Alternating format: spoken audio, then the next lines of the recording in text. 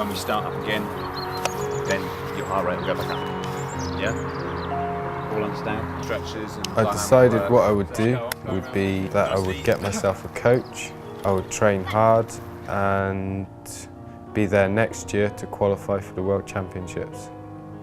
From a coaching point of view, it was great to get hold of him at a very early stage. So he's still in one piece, more or less. And then we've got something to work with. We had to slow him down before we could speed him up again. Young, fit, strong equals burnout. That's it, Marc, nice. Somebody who's been going at 100 miles an hour for the last 6 months to actually say, you need to stop. It was very difficult to get it across, very difficult for Marc to accept, and very difficult to explain. Why is that going to make me faster? Marc is full of tension, and I really tried to get Marc to relax in the pool. Water is such a harsh environment to work in. It's many times denser than air, so it's something that you need to work with, not against. Over the months of training, he changed as a swimmer amazingly. Maybe some way to go, but he's immensely different, and it's all to do with just being more relaxed. Cycling's pretty good because of how Marc can cope with the pain and discomfort of cycling hard in a big gear. Then there's no reason why he won't be able to take that same suffering and pain and be faster in a slightly lower gear, which will give him a greater chance of running off the bike. It's great with the bullish attitude of just sitting in a gear and grind it out. But when you want to run faster for 13 miles, you need to display some self-control and hold back slightly.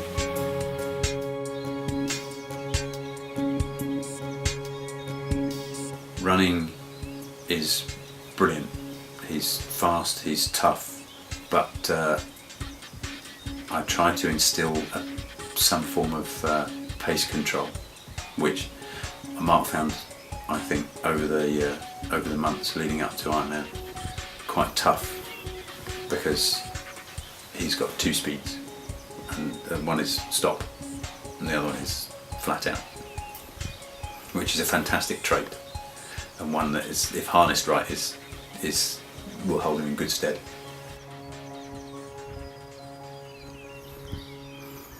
What I learnt about myself after completing the Ironman 70.3 was that through my ability in athletics, I could help people by fundraising, but also by carrying a message in my heart. I'm competing in Ironman to raise awareness of Transmission 610, which is a film. I watched the documentary, and that was how I first learnt about the persecution of Falun Gong in China. I couldn't understand how such a good thing can be persecuted. It's important for people to be aware of when there's like genocide happening in the world, because if it's always a secret and nobody knows of it, then it's not in people's minds and it seems to go on unnoticed, and that's why it's so important to be aware of it and to really be passionate about not letting it happen.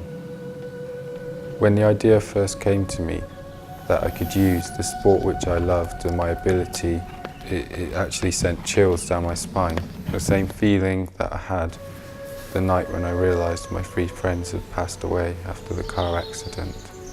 I admire Marc for finding a deeper purpose to run, especially with his determination to see it right through to the end. As his brother, and because I wanted to support him, I decided to use the skills which I had to try and generate a way to make it happen.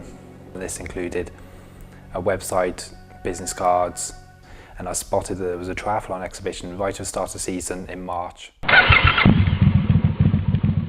I met Alex at the Drummond Clinic, and he has really helped me a lot, and he's taken my whole story on board and wanting to help me long term.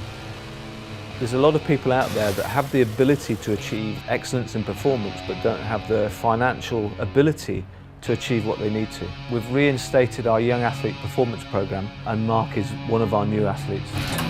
Mile an hour pace, that's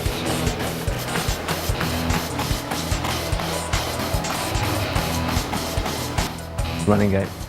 Ultimately, that's what he came for. His feedback to the old shoe was that his ankles have been achy since wearing it, and I think there was just too much in there, it's creating a blockage. Yeah. As you were, 10 mile an hour. We need to transform his running gait with regards to posture, composure, and foot strike. And if we can achieve those double whammies, then something can be done. See if you can lower your butt for me. So let's say we'll do it 2. Good.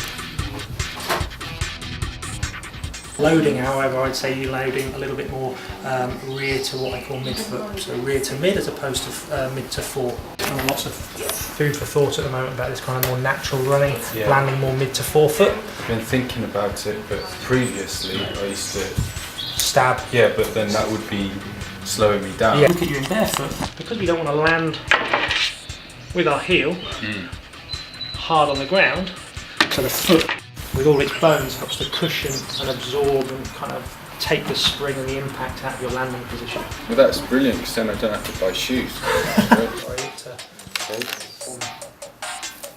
So what I then typically want is as low as you can possibly go without obviously toppling backwards. Good. Okay, come back up. 6 hours. One of the big things that struck me was his inflexibility and immobility.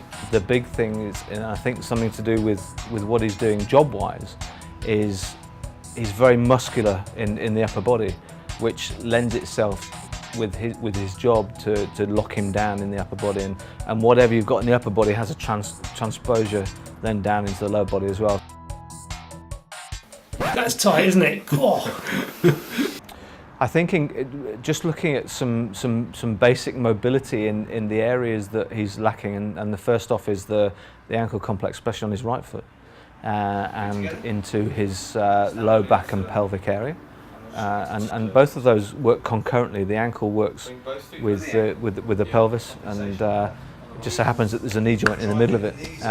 So any knee issues that you may get, or any stiffness that you may get, are transposed through the foot and ankle and hip and pelvis.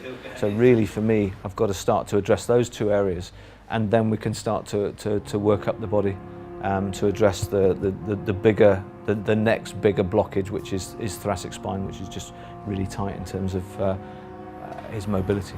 And that's why it becomes very compensatory in his arm movement, where his arms are wide. That you can run at 6 minute mile pace. Yeah. The principles are still the same. One of his best techniques that he's taught me is the metronome. It then helps me shorten my stride and lift up my body more. And another thing which he said to help me is to keep my elbows slightly closer to my body and my arms straight, and not always going across my chest and wasting energy. We don't want to do too much now because it's coming to competition season, so we can make some mobility happen, but what we don't want to do is any big changes, which we're going to wait for the winter to come in the close season to allow for some of the bigger changes where he needs it, especially up in this area. If the passion's account of wanting to achieve, then he's got it.